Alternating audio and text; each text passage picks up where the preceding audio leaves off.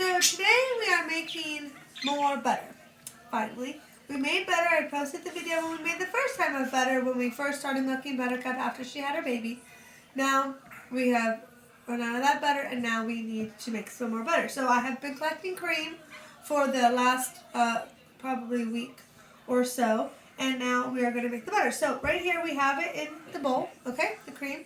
There's a little bit of milk mixed in, but remember it's okay because as the butter is made, it separates itself. And then that turns out to be the buttermilk, remember, and then the butter. So we're putting it on, actually 1, 2, like that, it's about almost medium speed to start with. I have the paper towels here, remember, we're going to, as the butter starts getting hard, or buttery, it's going to start splashing that buttermilk out. So that's why we have this to cover this up. So we try to make little mess as we can. Of course, that doesn't always work, but we do our best. So, like I said, we've been milking Buttercup pretty good. She's doing well. Her baby is doing well.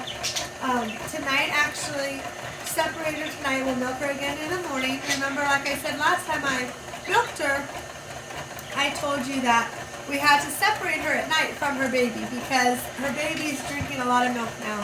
And actually, Clarabelle's little boy steals a little bit of Buttercup's milk too. So if we want any of the milk, we have to separate her for the night, and then we'll milk her in the morning and then put her back with the cows. So that's kind of our little trick to get some of her milk, because otherwise those babies would just drink it all. And it's good for them, but we want some of it too. So she makes enough though for everyone, which is good. So now it's starting to kind of get thicker. So, and remember also the cream, I have been saving it, right? So it's in the fridge. Right before we make the butter though, make sure you take it out of the fridge, let it get to room temperature. Don't get it too warm, but it can't be too cold. It really has to be at room temperature. So a couple hours was fine, and then it got to be room temperature at our house. So you can tell it's really starting to make butter pretty good. And a tip too that we have found out with our butter is once we've made the butter, we like to keep our butter in the freezer. It works well for us because then it stays good, for a good amount of time. And it doesn't go bad. And then you can use it right out of the freezer actually, because butter won't freeze because it's butter. So it's not going to freeze, but it keeps it nice and cold. And, if you're going to use it for spreading, you probably take it out a little bit ahead of time so it softens up a little bit. But for cooking and baking and everything else, you just use it right out of the freezer. So,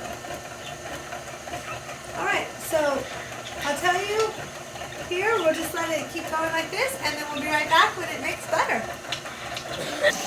Alright, so back to the butter or the cream. And so I wanted to let you know, I wanted to show you what it looks like. So it's still just mixing.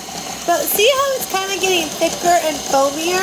And I was just talking that it reminds me of when we whipped